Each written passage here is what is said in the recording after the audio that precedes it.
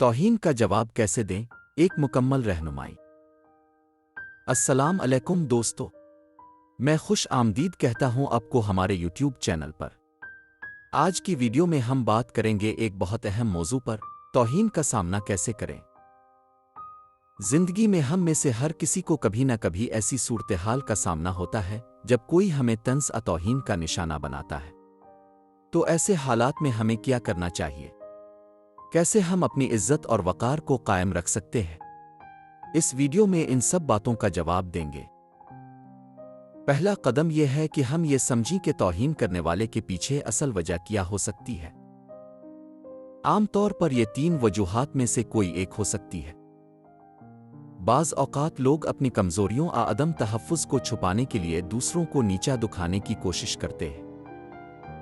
کچھ لوگ توہین کو اپنی طاقت اور قابو پانے کا طریقہ سمجھتے ہیں۔ کبھی کبھار توہین غیر ارادی طور پر کسی بات کو غلط سمجھنے کی وجہ سے بھی ہو جاتی ہے۔ اب جب ہم نے توہین کی نوعیت کو سمجھ لیا تو آئیے بات کرتے ہیں کہ توہین کا سامنا کیسے کیا جائے۔ پہلا اور سب سے اہم قدم ہے کہ آپ پرامن رہیں۔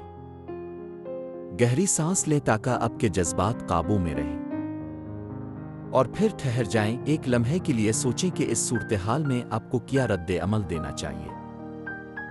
یہ جاننا ضروری ہے کہ آیا توہین جان بوجھ کر کی گئی ہے۔ اس کے بعد کہنے والے کی نیت کو سمجھنے کی کوشش کریں۔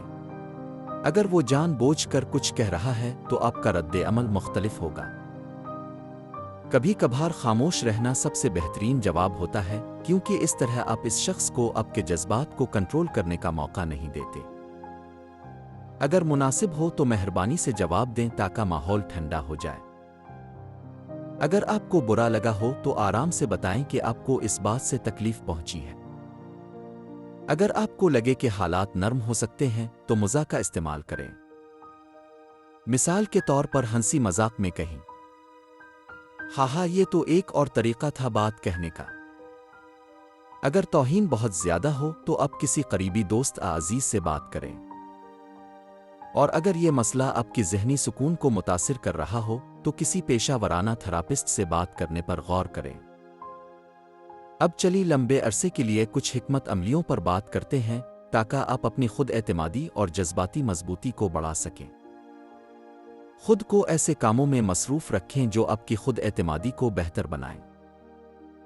ذہنی سکون کے لیے مراقبہ اور مائنڈفلنس جیسے طریقے اپنائیں۔